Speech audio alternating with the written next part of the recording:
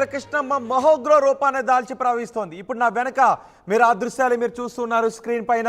ప్రకాశం బ్యారేజ్కి record స్థాయిలో వరద వస్తుంది.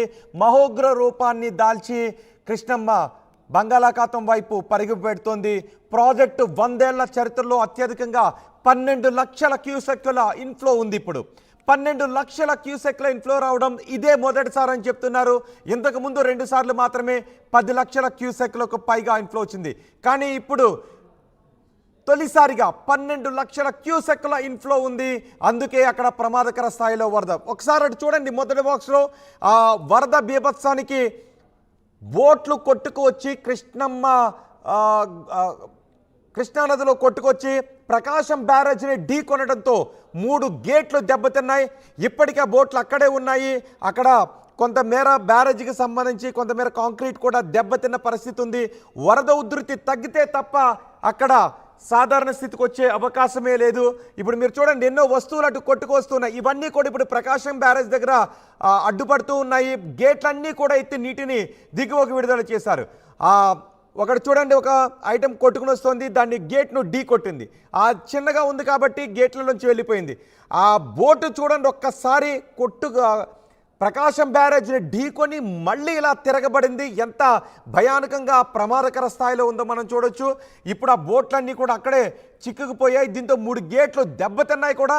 కొంతమేర బ్యారేజ్కి సంబంధించి కొంత పాటు కూడా ఆ బోట్లు ఢీకొన్న చోట దెబ్బతిన్న పరిస్థితి కనిపిస్తోంది. మహోగ్ర రూపాన్ని దాల్చి కృష్ణమ్మ గర్జిస్తూ కిందకు పరిగెడుతోంది. దీంతో దిగువన ఉన్న కృష్ణాలంకతో పాటు అనేక లంక గ్రామాలు కూడా భయంతో బిక్కుబిక్కుమంటూ ఉన్నాయి. ఇదంతా ఎందుకంటే 12 లక్షల క్యూసెక్ల ఇన్ఫ్లో వస్తోంది. 12 లక్షల క్యూసెక్ల ఇన్ఫ్లో రావడం ఇదే మొదటిసారి. ఇంతకుముందు కృష్ణమ్మ మహోగ్ర రూపాన్ని దాల్చినప్పుడు 10 లక్షల క్యూసెక్లు మాత్రమే వచ్చాయి. అది కూడా ఇప్పటి వరకు కేవలం 2 సార్లు మాత్రమే జరిగింది. అది 10 లక్షల క్యూసెక్లు మాత్రమే ఇన్ఫ్లో ఉంది. కానీ ఇప్పుడు ఏకంగా 12 లక్షల క్యూసెక్ల నీరు వచ్చి చేరుతోంది.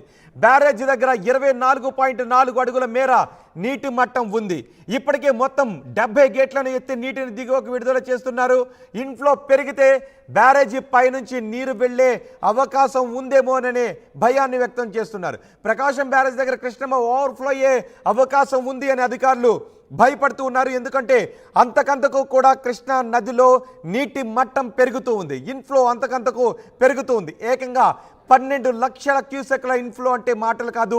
ఇప్పటి వరకు 2 సార్లు అత్యధిక వరదలు వచ్చిన 2 సార్లు కూడా కేవలం 10 లక్షల క్యూసెక్లు మాత్రమే ఉంది. కానీ ఇప్పుడు 12 లక్షల క్యూసెక్ల నీరు ఇన్ఫ్లో వచ్చి చేరుతూ ఉండటంతో ప్రకాశం బ్యారేజ్ ప్రమాదకర స్థాయిలో ఉంది. కృష్ణమ్మ గర్జిస్తూ పరుగులు పెడుతోంది. ప్రకాశం బ్యారేజ్ పై వాహనాల రాకపోకలను కూడా నిలిపివేశారు. ప్రకాశం బ్యారేజ్ దగ్గర ప్రస్తుతం 2వ ప్రమాద హెచ్చరికను జారీ చేశారు. ప్రకాశం బ్యారేజ్ దగ్గర నుంచి పూర్తి సమాచారాన్ని మా ప్రతినిధి రాజేష్ అందిస్తారు. రాజేష్, ఇన్ఫ్లో అంతకంతకు పెరుగుతూ ఉండటంతో ఏంటి ప్రకాశం బ్యారేజ్ దగ్గర ప్రస్తుత పరిస్థితి? ప్రస్తుతం ప్రకాశం బ్యారేజ్ వద్ద అయితే వాహనాల రాకపోకలు ఆపేశారు. నేను కనకదుర్గ వారధి వద్ద ఉన్నాను. ఒకసారి వరద ఉధృతిని ఒకసారి మీరు చూడవచ్చు. దాదాపు 11.5 లక్షలు దాటి 12 లక్షల క్యూసెక్ల వైపు అడుగులు వేస్తూ ఉరకలు పెడుతూ ప్రవహిస్తున్నటువంటి కృష్ణమ్మ పరవళ్లను మనం చూస్తున్నాము. అంటే ఒక ఎలా ఉందంటే ఇక్కడ సిచ్యువేషను అత్యంత భయానకంగా ఉంది. ఎందుకంటే గతంలో విజయవాడ వాసులే కాదు, ఇరిగేషన్ అధికారులు కూడా చూడనటువంటి ఇన్ఫ్లో ఇప్పుడు కృష్ణానదిలో ప్రవహిస్తుంది. 11.5 లక్షలు దాటి 12 లక్షల వైపు దూసుకుపోతుంది. అయితే ఇక్కడ ఆంధ్రప్రదేశ్ ప్రభుత్వం చాలా చాకచక్యంగా వ్యవహరిస్తుంది.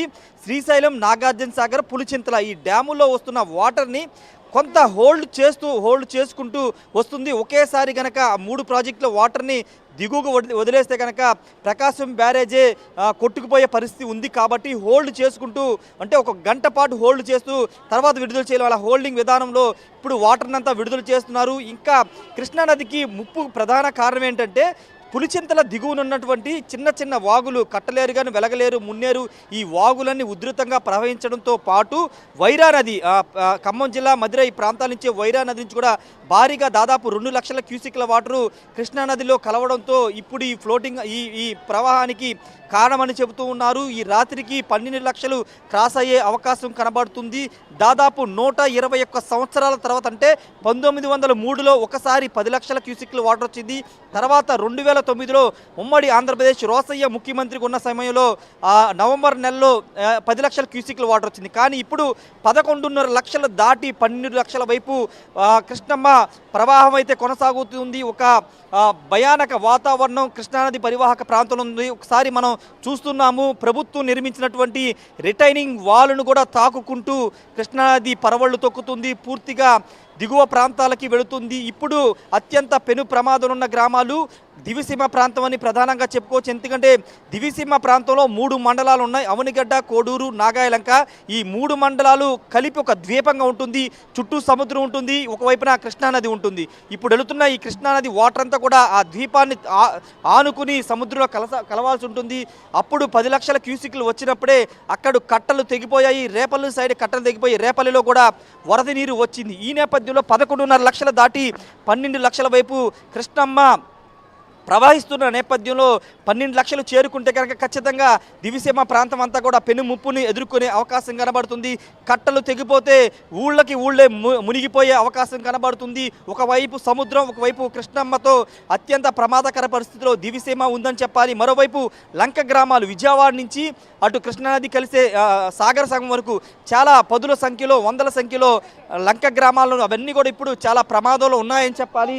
ఫ్లోటింగ్ అంతకి గంటకి పెరుగుతున్న నేపథ్యంలో ఏంటి సిచ్యువేషన్ అనే అధికారులు కూడా మల్లగుల్లాలు పడుతున్నారు. ఇప్పటికే హోల్డింగ్ విధానంలో వాటర్ అంతా కూడా కొంత తగ్గించుకుంటూ హోల్డ్ చేసుకుంటూ తీసుకొస్తున్నారు. కానీ దిగువన ఉన్నటువంటి అటు ఇబ్రహీంపట్నం, నందిగామ, జగ్గపేట ప్రాంతాల్లో ఉన్నటువంటి చిన్న వాగులు ఉప్పొంగడంతో పాటుగా వైరా నది కూడా కృష్ణానదిలోకి రావడంతో ఖమ్మం, మదిర నుంచి వస్తున్న వాటర్ అంతా కూడా కృష్ణానదికి రావడంతో ఈ ప్రవాహం అయితే గంటకు పెరుగుతుంది. చూడాలి మరి 12 లక్షలు క్రాస్ అవుతుందని అంచనా వేస్తున్నారు. 12 లక్షల క్రాస్ అయితే కనుక చాలా ప్రమాదం పొంచి ఉంది. ఇప్పటికే రిటైనింగ్ వాల్కు సంబంధించి విజయవాడకి అత్యంత భద్రతను కల్పించే రిటైనింగ్ వాల్లో కూడా చిన్న డ్యామేజ్ జరిగి కింద నుంచి వాటర్ వచ్చేసి రామలింగేశ్వర నగర్, అదేవిధంగా అయ్యప్ప నగర్ అన్ని ప్రాంతాలన్నిటి కూడా ముంచేస్తుంది. గీతానగర్ పోలీస్ కాలనీ కూడా ప్రస్తుతం వాటర్ చేరిన పరిస్థితి. రిటైనింగ్ వాల్ అత్యంత భద్రంగా ఉందనుకున్నారు, కానీ దాంట్లో కూడా చిన్న హోల్స్ పడడం వల్ల ఆ వాటర్ ప్రవాహం అంతా కూడా సిటీలోకి వెళ్ళే అవకాశం కూడా కనబడుతుంది. ఏదేమైనప్పుడు ఇప్పుడు కృష్ణమ్మ ఇప్పుడు ఉద్ధృతి చూస్తే కనుక దిగువ ప్రాంతాలతో పాటు విజయవాడ కూడా ముప్పు ఉండే అవకాశం కనబడుతుంది. ప్రస్తుతానికైతే కొంత ఇబ్బంది లేదు, కానీ ఒక 12 లక్షల క్రాస్ అయితే మాత్రం చాలా విజయవాడ కూడా ముప్పు ఉండే ఇప్పటికే 12 లక్షలకు చేరువవుతుంది. కాబట్టి అధికారులు దిగువ ప్రాంతాల్లోనూ పైగా బ్యారేజ్ కూడా ప్రమాదం ఉందేమో అనే భయాన్ని వ్యక్తం చేస్తున్న నేపథ్యం. ఇంతకు ముందు కూడా మనం చూసాం, ఉదయం సుజనా చౌదరి అక్కడికి వచ్చినప్పుడు దేవుడే కాపాడాలి, ఒకవేళ వరద ఉధృతి పెరిగితే మన చేతుల్లో ఏమీ లేదు అన్నట్టుగా ఆయన మాట్లాడారు. సో అధికార యంత్రాంగం ఏ విధంగా అప్రమత్తమైంది? అంటే బ్యారేజ్ కెపాసిటీ 10 లక్షలు మాత్రమే అని ఇరిగేషన్ శాఖ అధికారులు చెప్తున్నారు. ఇప్పటికే ఆ బ్యారేజ్ కెపాసిటీని దాటి ఫ్లడ్ అనేది 11.5 లక్షల ఫ్లడ్ అనేది వస్తుంది. కాబట్టి 12 లక్షలు వెళ్తే కనుక ఇప్పటికే డేంజర్ జోన్లో ప్రకాశం బ్యారేజ్ ఉంది. పైగా ఈరోజు కొన్ని బోట్లు వచ్చి అక్కడ లాకుల్ని డ్యామేజ్ చేసినటువంటి పరిస్థితి. ఈ నేపథ్యంలో ఇప్పుడు 12 లక్షలకు రీచ్ అయితే డ్యామ్ పరిస్థితి ఏంటనే ఒక ఆందోళన కనబడుతుంది. ఎందుకంటే ఇప్పటికే రాకపోకలు నిలిపివేశారు. ఒక